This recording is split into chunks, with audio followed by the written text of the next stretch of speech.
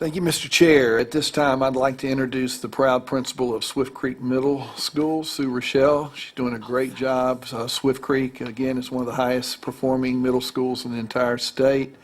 We're very proud of their academic progress and the great work that the teachers are doing there. Ms. Rishell.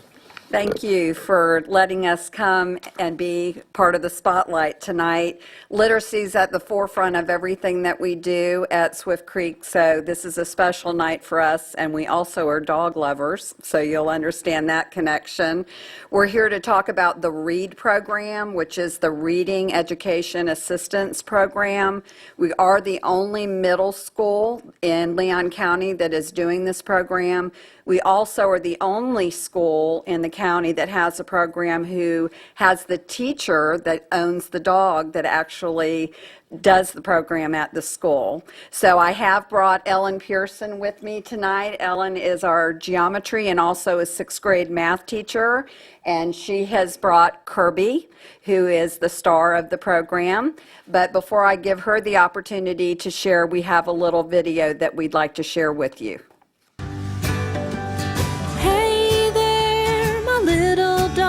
Would you like to go outside and play with me?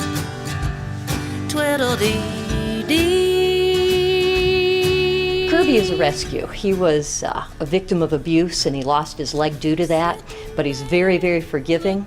He's a very sweet dog and he just loves to be petted, and he'll lay and let them pet and read to him as long as they are willing to. I told you lately that you're my best friend. I think Kirby loves to come to school. Wednesday mornings, he is ready to go. He has to get a bath the day before he comes, so Tuesday evening he knows he's going to school the next day.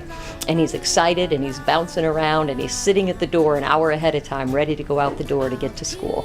Normally, Kirby goes off to sleep when I read, which I think he's really soothed my voice. He's a READ dog. READ stands for Reading Education Assistance Dog.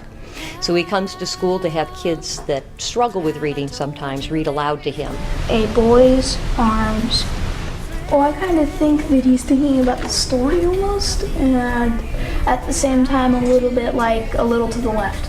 Because when you're reading to him, it's kind of fun to like a little bit of scratching and stuff. By middle school age, kids don't read aloud a lot in class anymore, and kids that struggle with reading don't want to read aloud in class anymore.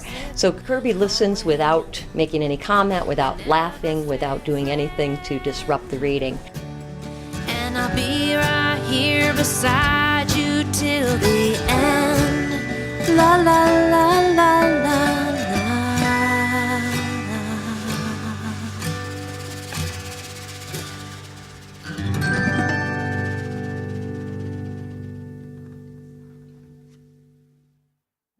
That's great. Okay, I want to thank Denver Lee. He produced the video for us, and I think he did a marvelous job. We hadn't seen it before either. Well, this is Kirby. Kirby came to me via California. He was dropped off at a shelter with a shattered leg and abandoned, and it took a Marine on leave and a Navy chaplain to rescue him. They got him help. They got him, he had to have the leg surgically removed. And he likes everybody. Come on, buddy. But he's recovered well. He ended up at Semper Fi Rescue, which is in Alabama, run by ex-Marines, and I was able to adopt him from there. He's a Wheaten Terrier mix, and we call him Tripod, not Tripod. He started coming to school with me last year. He's been through special training to be a therapy dog through TMH, and we visit TMH rehab and some other activities around town. We then went through further training so that he could be a READ dog and come to school with me. So it's not just any old dog showing up in a classroom. Because I do teach, I have a kennel behind my desk, and he stays in it between classes. At middle school they change, of course. So he stays in between classes, and he's welcome to come out and roam the room as soon as students are quiet and under control. So Wednesdays, which are known as Kirby days on my hallway, students are very quickly in their seats, pencil sharpened, papers out, ready to go, because then Kirby gets released. And Kirby seems to know what students need him the most. Last year, I had a young lady who was very shy. She didn't have a lot of friends. Her brothers, he loves kids. Her brothers were always in some kind of mischief or trouble, and so she just didn't hold her head up very often. And Kirby would go and sit by her every time he was let out. She had the biggest smile on her face, and the other kids would be calling, and he'd just sit right there by her. And so he has an effect on other kids as well.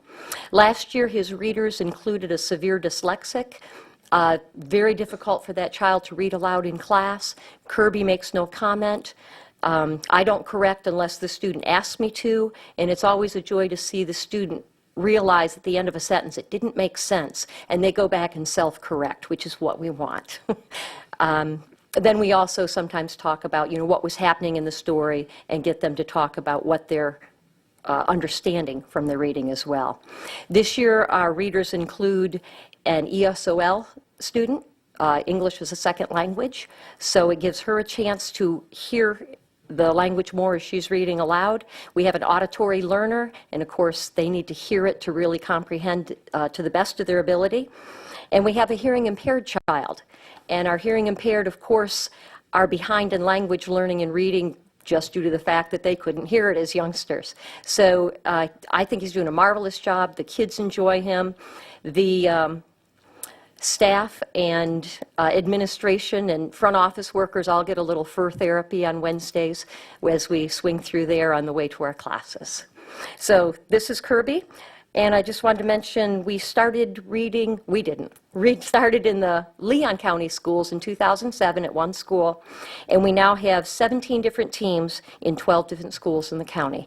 So we appreciate Leon County allowing it. Not all counties do. It definitely has some benefits, and I appreciate your time tonight. All right, thank you so much. Ms. Rasmussen. Thank you, Kirby. Does Kirby teach geometry too? Didn't you say you teach? Just kidding. Just kidding.